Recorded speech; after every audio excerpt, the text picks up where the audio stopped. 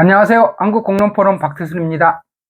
삶을 위한 권력 만들기, 주민 권력의 개념과 의미, 오늘은 두 번째 시간으로 주민 권력 개념과 특징에 대해서 함께 공부해 보도록 하겠습니다.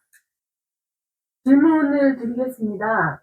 우선 국민주권, 시민권력, 주민권력이란 말을 쓰는데요. 주권, 권력은 같은 말인가요? 우리가 국민주권, 국민권력, 시민주권, 시민권력 이렇게 막 혼동해서 쓰죠. 그런데 주권, 서버레인티라고 하는 말하고 권력이라고 하는 말은 의미가 원래 다른 말입니다. 이걸 먼저 구분을 해야지 우리가 주민주권이라고 하는 말의 의미를 파악할 수 있기 때문에 간단하게 그 개념적인 차이를 좀 알아볼 필요가 있는데요. 주권, 서버리티라고 하는 것은 국가의 최고 의사결정 권한이라고 하는 의미를 담고 있는 것입니다. 그래서 옛날에는 군주가 주권을 가진 적도 있었고 또 귀족이 가질 수도 있고 이렇게 지금은 이제 국민들이 주권을 갖잖아요. 그래서 우리가 국민주권이다 이렇게 얘기를 하는 겁니다. 그렇지만 권력이라고 하는 것은 꼭 이렇게 국가의 주권, 국가라고 하는 것을 전제하는 개념이 아니잖아요. 그죠? 정치나 경제나 사회에서도 다양한 영역에서 권력이라는 말을 사용할 수 있는 것이죠. 그런가 하면 주권이라는 말은 그 의미의 합법성과 정당성이라고 하는 의미가 굉장히 짙게 배어 있는 것입니다. 그래서 주권이라고 하는 것은 헌법과 법률, 국민의 동의라고 하는 의미가 그 안에 내포된 말이다. 이렇게 이해를 하시면 됩니다. 권력이라고 하는 말은 이런 합법성과 정당성이라고 하는 것을 전제하고 있지는 않잖아요. 영향력과 강제력, 또 우리가 함께 공부한 것처럼 네트워크를 통해서 형성되는 힘, 이런 것들도 다 권력에 다 속하잖아요. 이렇게 주권이라고 하는 것은 국가 또는 국민이 가지는 최고 통치 권한 하는 의미라면 권력이라고 하는 것은 그런 국가라고 하는 것을 넘어서서 사회에서 영향력을 행사하는 일반적인 능력으로 다양한 형태를 띨 수 있다. 이렇게 이해를 하시면 되겠습니다. 그렇군요. 국민주권, 시민권력, 주민권력 개념과 특징에 대해서 말씀해 주세요. 우리가 가장 많이 쓰는 말들이죠. 국민주권, 또 시민권력, 주민권력. 이 비슷비슷한 말들에는 어떤 차이가 있을까요? 천천히 한번 살펴보도록 하겠습니다. 첫 번째, 국민주권에 대해서 공부를 해봅시다. 국민주권은 영어로는 National Sovereignty라고 얘기를 하는데요. National이라고 하는 것은 국민, 민족이라는 말을 같이 담고 있잖아요. 대한민국 헌법 제1조 2항에는 대한민국의 주권은 국민에게 있고 모든 권력은 국민으로부터 나온다 이렇게 되어 있습니다. 이 조항은 대한민국 헌법의 민주적인 정당성을 규정하는 핵심 원칙이라고 볼 수가 있고요. 국민 주권주의와 권력의 정당성을 선언하는 근본적인 조항이다 이렇게 말들을 하고 있습니다. 자, 이 말의 이 조항의 의미를 조금 더 살펴보면 첫 번째는 국민 주권의 원칙입니다. 국민 주권의 원칙의 가장 중요한 부분은 주권의 주체가 국가가 아닌 국민에 있다라고 하는 뜻입니다. 국가, 국민, 헷갈리시죠? 여기서 국가라고 하는 것은 지금으로서는 대통령, 의회, 행정부, 사법부 이런 기구를 국가라고 보면 되겠습니다. 이전에는 군주가 국가였었던 적도 있었잖아요. 지금은 국가라고 하면은 국가 기구를 의미하는데요. 이렇게 대한민국의 권력은 그런 국가 기구가 아니라 그 국가 기구를 구성한 국민들에게 속해 있다라고 하는 겁니다. 그러니까 최종적인 의사결정권이 국민들에게 있는 것이지 그 국민들이 구성한 국가에 있는 것이 아니다라고 하는 것을 천명한 거라고 보시면 되겠습니다. 두 번째는 국가의 모든 권력은 국민으로부터 비롯된다라고 하는 의미입니다. 이 말은 국가의 모든 통치 권력, 입법권이나 행정권이나 사법권 같은 것은 국민이 원천적으로 권한을 가지고 국민의 동의에 의해서 구성되고 행사된다라고 하는 것입니다. 국민이 국가를 창설하는 근본적인 권력의 주체이고 권력을 행사하는 주체다라고 하는 의미가 되는 것이죠. 세 번째는 헌법과 법률의 정당성의 근거가 되는 것입니다. 그래서 대한민국의 법률과 제도 모든 것이 국민의 동의에 근거할 때 정당성을 갖는다라고 함으로써 소위 말하는 입헌주의 또 법치주의의 근거이기도 하다, 이렇게 말씀을 드릴 수가 있겠습니다. 두 번째, 모든 권력은 국민으로부터 나온다라고 하는 것의 의미가 무엇일까요? 이거는 세 가지 정도로 의미 부여를 할 수가 있는데요. 첫 번째는 국민의 선거권과 대의민주제의 원리를 얘기하는 겁니다. 그래서 국민이 선거를 통해서 대표자를 선출하고 국가의 운영을 결정하는 최종적인 권한을 국민이 갖고 있다라고 하는 것입니다. 따라서 대통령, 국회의원, 지자체장을 국민이 선출을 하잖아요. 그리고 위임을 하는 것이죠. 두 번째는 정치 권력의 정당성과 국민의 감시 기능을 얘기를 하는 것이기도 합니다. 국가의 권력은 국민이 위임한 것이고 국민의 통제와 감시를 받아야만 하는 것이죠. 그래서 권력을 남용하는 경우에 국민이 선거나 시위나 국민 소환 등 다양한 방법을 통해서 통치 권력을 견제할 권리가 있는 것이죠. 그래서 국민의 신뢰를 기반으로 해서 헌정 질서가 유지가 되는 것이고, 그 정당성을 잃게 되면 권력 행사의 정당성도 상실하게 되는 것이죠. 마지막으로 직접민주주의적인 요소와 국민의 참여권을 의미하는 것이기도 합니다.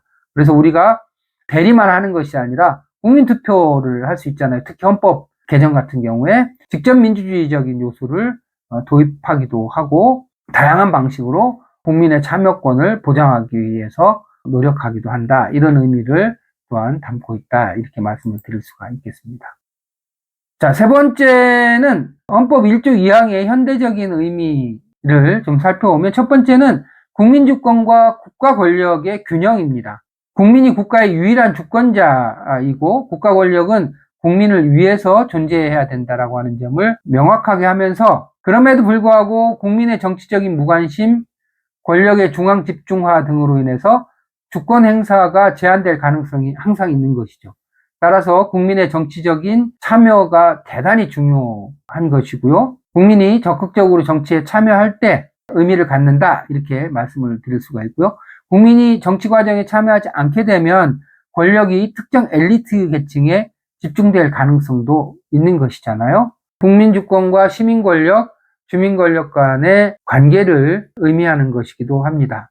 현대 민주주의에서는 국가 차원의 국민주권만으로는 시민 개개인의 권리와 지역사회에서의 주민 권력을 충분히 보장하기 어렵겠죠. 따라서 시민의 권리를 보호하기 위한 적극적인 노력과 지역사회, 주민의 실제적인 삶을 보장하기 위한 적극적인 노력도 필요하다라고 하는 내용을 함축하고 있다, 이렇게 말씀드릴 수가 있습니다. 자, 두 번째, 시민 권력의 개념과 특징에 대해서 말씀을 드리겠습니다. 시민 권력의 개념은, 시민 권력은 시민 개개인이 정치적, 사회적 의사결정 과정에서 행사하는 능력과 영향력을 말합니다. 국가주권이 국민 전체를 대상으로 하는 것이라면, 시민 권력은 시민 개개인이 스스로 정치적 주체로서 권력을 행사하는 것에 초점이 맞춰져 있습니다. 선거뿐만 아니라 시민사회의 다양한 활동, 또 사회활동, 집회나 시위, 언론활동, 또 공론장 참여 등과 같이 다양한 방식을 통해서 시민 권력은 발현될 수 있다, 이렇게 말씀을 드릴 수 있겠습니다. 시민 권력의 특징은요, 국가 권력에 대한 견제와 감시 기능이라고 볼 수가 있죠. 시민은 국가의 권력 남용을 방지하고 민주적 절차가 제대로 작동하는지를 감시하는 역할을 수행할 수 있습니다. 따라서 시민 권력이 강할수록 정부의 책임성과 투명성이 강화될 것입니다. 두 번째 특징은, 시민은 토론과 수기를 통해서 국가 정책 과정에 영향력을 행사할 수가 있는 것이죠. NGO나 시민단체, 노동조합이나 이런 다양한 조직과 활동을 통해서 국가에 영향을 끼칠 수가 있는 것입니다. 이렇게 시민 권력을 발현할 수 있는 것이죠. 세 번째는 정치적 참여권과 법적 권리 보장과 관련된 내용인데요. 헌법이 보장하는 표현의 자유 등을 포함한 기본권을 적극적으로 활용해서 정치적 영향력을 행사할 수가 있을 것입니다. 대의민주제 안에서도 국민투표뿐만 아니라 다양한 방식의 직접 민주주의적인 요소를 도입해서 시민의 직접적인 요구를 관철하기 위한 노력도 경주할 수 있을 것입니다.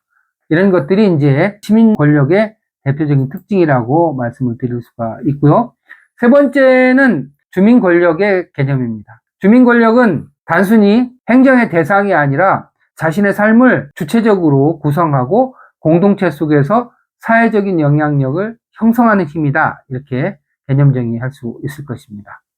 즉 주민은 개별적인 존재가 아니라 상호 주체성과 연결성을 가지는 존재이고 각자의 다양성과 차이를 기반으로 공통의 관심사를 중심으로 결합해서 다양한 방식으로 영향력을 행사하는 주체다. 이렇게 말씀을 드릴 수 있을 것입니다. 이를 통해서 주민들은 자신의 삶의 공간을 단순한 거주지가 아니라 자율적이고 주체적인 정치 사회적 행위가 이루어지는 공간으로 바꾸어갈 수 있을 것입니다.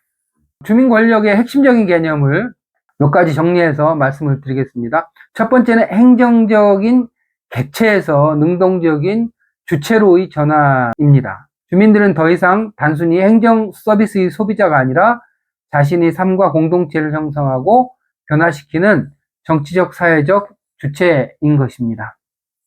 두 번째는 다양성과 차이를 기반으로 형성한 사회적인 영향력입니다. 주민들은 직업, 문화, 생활 방식 등에서 차이를 가지지만 환경이나 주거나 복지나 이런 공통된 관심사를 중심으로 결속하고 영향력을 행사하는 주체이기도 한 것이죠. 또 삶의 공간에서 실질적인 권력 행사를 함으로써 주민 권력은 국민 권력과 같이 추상적인 개념이 아니라 구체적인 생활 속에서 실질적인 변화를 만들어내는 실천적인 주체이다 라고 하는 의미를 담고 있습니다. 이런 주민 권력이 갖는 몇 가지 특징을 살펴보겠습니다. 첫 번째는 삶의 주체가 권력의 주체라고 하는 의미입니다. 주민 권력은 추상적인 정치적 개념이 아니라 구체적인 삶 속에서 형성되는 개념입니다. 주민들은 자신들이 살아가는 공동체에서 환경, 복지, 교육, 교통 등 다양한 삶의 조건을 결정하는 과정에 직접적으로 개입하게 되고요.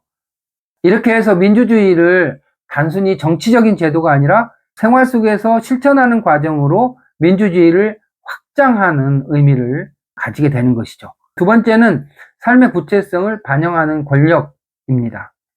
기존의 국가 권력이나 시민 권력이 국가적 차원의 거시적 문제에 초점을 맞췄다면 주민 권력은 개별 지역과 공동체의 구체적인 요구를 반영하는 미시적인 권력인 것입니다. 예를 들어서 국가 정책이 전국적 개발을 추진할 때 주민들은 자신이 살고 있는 지역에서 환경 보호와 주거권을 지키기 위해서 저항할 수 있을 것입니다. 세 번째는 자발성에 기반해서 권력이 형성된다라고 하는 것입니다. 주민 권력은 국가나 행정이 부여하는 것이 아니라 주민들이 직접 형성하는 권력입니다. 그래서 행정이 일방적으로 제공하는 정책을 그냥 수용하는 것이 아니라 주민들이 스스로 공동체의 문제를 해결하기 위해 조직과 네트워크를 형성하는 것이 핵심적이다. 이렇게 말씀드릴 수가 있습니다. 네 번째는 국가 및 행정기관과의 긴장과 충돌 가능성이 존재한다라고 하는 것입니다. 주민 권력은 기존의 국가 권력이나 행정 권력과 협력할 수도 있지만 삶의 자율성을 확보하는 과정에서 국가 권력 또는 행정 권력과의 충돌을 피할 수 없는 경우도 있을 것입니다. 특히 한국과 같이 권위주의적 행정국가에서는 주민 권력 형성이 일정한 국가 권력과의 일정한 긴장과 갈등 속에서 이루어질 수도 있는 것입니다. 이렇게 국가 권력과의 대립과 갈등이 발생할 가능성이 있다라고 하는 것을 염두에 두는 것은 대단히 중요합니다. 다섯 번째는 자치와 자유를 지향하는 권력이라고 하는 것입니다. 주민 권력은 단순한 행정 참여를 넘어서 자치와 자율성을 실질적으로 확보하는 것을 목표로 합니다. 이런 점에서 주민 권력은 자신들이 원하는 것을 국가에 요구하는 것을 넘어서 주민들이 직접 정책을 만들고 실행하는 능력을 갖추는 과정이기도 한 것입니다. 따라서 주민 권력은 기존의 행정 시스템에 종속되는 것이 아니라 독립적인 지역 단위의 거버넌스를 형성하는 것을 지향합니다. 그렇다면 이런 주민 권력이 오늘날 우리에게 어떤 의미와 중요성이 있는지를 좀 정리해 보도록 하겠습니다. 첫 번째는 기존의 국가 권력과 시민 권력의 한계를 보완하는 역할을 하게 되는 것이죠. 그래서 주민 권력은 이런 국가 권력이나 시민 권력보다 더 미시적이고 실천적인 차원에서 권력을 행사하게 되는 것이고, 국가 권력과 시민 권력의 보완적인 요소로서도 작동하면서 일상에서 민주주의를 실현하는 역할을 하기도 한다. 이렇게 말씀드릴 수가 있습니다. 두 번째는 지방자치와 민주주의의 실질적인 기반이 되는 것이죠. 주민들이 실질적으로 지역의 의사결정 과정에 개입하는 것이 주민 권력의 핵심적인 내용입니다. 이것은 주민들이 직접 정책을 수립하고 실행할 수 있는 구조를 만들어가는 것이기도 합니다. 세 번째는 공동체를 기반으로 민주주의를 실현하는 것이죠. 주민 권력은 개별 시민이 국가 단위에서 영향력을 행사하는 것이 어려운 현실에서 공동체를 기반으로 실질적인 민주주의를 실현할 수 있는 기회를 제공하게 됩니다. 이것은 일상 속에서 민주주의를 실천하는 모델이 될 수가 있고요. 장기적으로는 국가 권력과 시민 권력의 구조 자체를 변화시키는 힘이 되기도 하는 것입니다. 오늘 주민 권력의 개념과 의미에 대해서 공부를 했는데요. 오늘 공부가 의미가 있었다면 구독과 좋아요 부탁드립니다. 감사합니다.